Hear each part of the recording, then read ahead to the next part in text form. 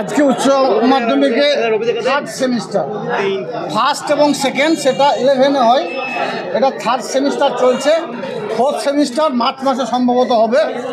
Third এবং fourth semester এই দুটোকে নিয়ে উচ্চ মাধ্যমিকের রেজাল্ট হবে। এটা সারা ভারতবর্ষের যে অঙ্গরাজ্যগুলি আছে তার মধ্যে এই বাংলায় এই প্রথম এটা চালু করলো। এই আজকে সারা বাংলায় প্রায় 7 লক্ষ ছাত্রছাত্রী অংশগ্রহণ করছে উচ্চ মাধ্যমিক পরীক্ষায়। এক একটা ছাত্রছাত্রী 5টা করে সাবজেক্ট, কারো 6টা সাবজেক্ট আছে। সেই হিসেবে প্রায় 42 লক্ষ খাতা সেটা দেখা হবে কম্পিউটারের মাধ্যমে। অর্থাৎ কোনো টিচার এই এক্সাম যে পরীক্ষা দিচ্ছে এর খাতা পরীক্ষা যে খাতা এক্সামের যে খাতা যেটা টিচাররা বিগত দিনে দেখতো সেটা দেখবে না, সেটা কম্পিউটারে দেখবে। সব খাতাগুলো কলকাতায় গিয়ে জমা হবে।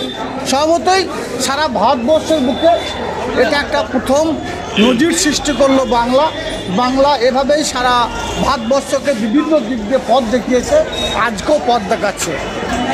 স্বভাবতই আজকের দিনে যেহেতু উচ্চ মাধ্যমিক পরীক্ষা হায়ার সেকেন্ডারি পরীক্ষা, সে হায়ার সেকেন্ডারি পরীক্ষা হচ্ছে স্টুডেন্টদের লাইফের জীবনের দ্বিতীয় ধাপ। প্রথম ধাপ মাধ্যমিক, দ্বিতীয় ধাপ উচ্চ মাধ্যমিক, এরপর এরা কলেজ জীবনে প্রবেশ করবে।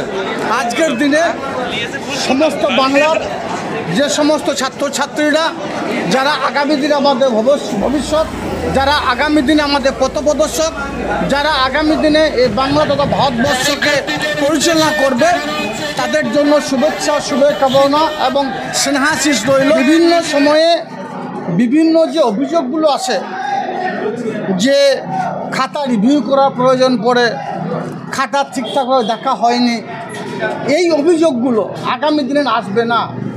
কারণ কোনো টিচার এই যে পরীক্ষা আজকে ছাত্রছাত্রীরা দিচ্ছে সেটা টিচাররা দেখবে কম্পিউটার, অর্থাৎ নির্ভুলভাবে তাদের খাতাগুলো দেখা হবে। এটা বাংলা এই প্রথম শুরু করেছে। থার্ড সেমিস্টারে পরীক্ষা আজকে, ফোর্থ সেমিস্টার মার্চ মাসে সম্ভবত হবে। ফার্স্ট এবং সেকেন্ড সেমিস্টার যেটা হয় সেটা 11-এই হয়ে গেছে। থার্ড সেমিস্টার এবং ফোর্থ সেমিস্টার এই দুটো সেমিস্টারে বা পরীক্ষায় যে রেজাল্ট হবে সেই রেজাল্টগুলোকে তুলে ধরা হবে।